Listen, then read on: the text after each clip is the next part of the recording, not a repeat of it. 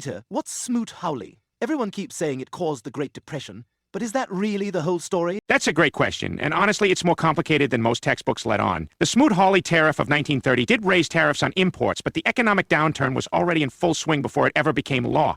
The roots of the Depression actually go back to the early 1920s, when farm prices were falling and deflation was spreading across the economy. So you're saying the tariffs didn't start the whole mess, but maybe made things worse? Exactly. By the time Congress passed Smoot-Hawley, the collapse was already underway. In fact, a lot of the downward pressure came from technological advances, like electrification and automated bread production, that made industries more efficient but also drove prices down.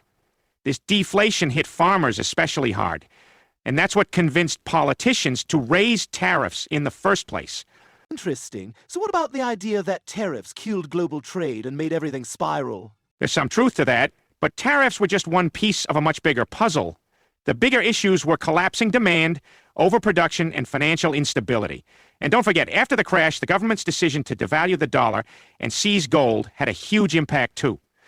That arguably did more damage than the tariff hikes themselves. That's a lot to take in, so it's not as simple as blaming just one law. Right. If anything, Smoot-Hawley was a symptom of deeper problems, not the root cause. The real story is about a combination of deflation, innovation, policy missteps, and global turmoil.